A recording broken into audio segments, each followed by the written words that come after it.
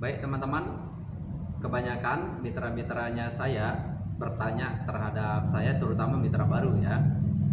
Mereka itu apa sih tugasnya kita ketika kita terdaftar menjadi member, ketika kita itu menjalankan multi level marketing. Nah, jadi ini keterangan apa sih tugas-tugas mitra baru itu. Yang pertama, sebelum kita itu action, kita harus mempunyai database. Database ini siapa orang-orang yang mau kita itu prospek. Itu dulu. Pertama, kita harus tulis siapa-siapa saja yang mau kita prospek.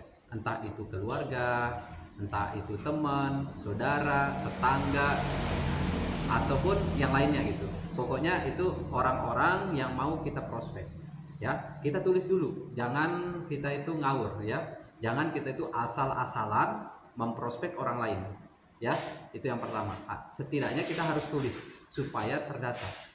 Yang kedua, orang-orang yang kita sudah tulis itu kita harus prioritaskan yang mana yang pertama. Nah, misal ada orang nih, dia itu pola pikirnya hebat, terus dia itu udah bisa ya berusaha atau berbisnis, dia itu udah pola pikirnya itu pola pikir kaya gitu. Nah, jadi kita prioritaskan, jangan kita takut. Nah, siapa tahu dia itu butuh peluang gitu. Nah, makanya kita harus mempunyai prioritas. Itu yang kedua. Yang ketiga, setelah kita itu memprioritaskan orang-orang itu, kita berikan penasaran ya, kita berikan penasaran ya. Ketika kita berikan penasaran, lalu kita edifikasi kepada siapa? Kepada mentor-mentornya kita ataupun upline-nya kita, orang yang mengajak kita. Makanya teman-teman itu jangan terangkan orang dulu. Jangan terangkan orang dulu. Setidaknya kenalkan orang ke upline-nya ataupun orang yang mengajak. Nah, itu yang ketiga. Yang keempat ya, yang keempat, 3 hari sebelum kita itu action, kita itu harus belajar. Yang keempat, kita harus belajar.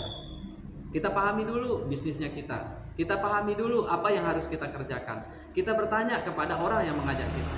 Jangan begitu kita udah terdaftar langsung action untuk melakukan tindakan gitu. Jangan dulu. Kalau sarannya saya, kita pelajari dulu.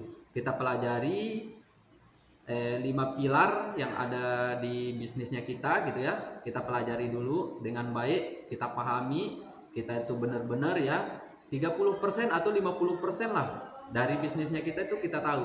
Makanya kita harus belajar.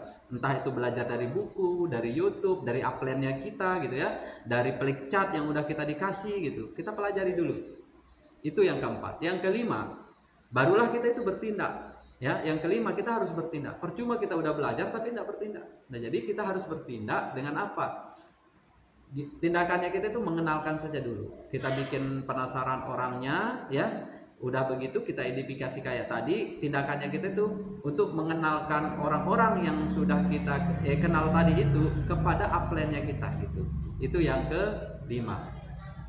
Tetapi tidak akan pernah sempurna itu semua tindakannya kita tanpa yang terakhir ini. Yang keenam itu adalah gimana caranya kita untuk meyakini diri kita sendiri bisa sukses di bisnis yang kita ambil gitu.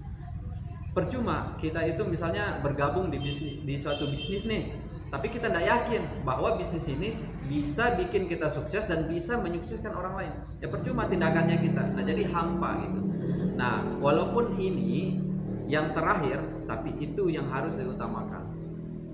Kita tetap tanamkan keyakinan kepada diri kita bisa sukses melalui wasilah bisnis ini gitu. Nah, makanya teman-teman itu harus butuh belajar ya, nasihat saya, butuh belajar lagi, kenali diri kita, kenali bisnisnya kita, dan yakini itu semua untuk sukses. Nah, mungkin untuk pembahasan problema-problema tentang multi level marketing berikutnya nanti saya bahas kembali di video saya berikutnya. Jangan lupa ya subscribe channelnya saya di video saya. Assalamualaikum warahmatullahi wabarakatuh.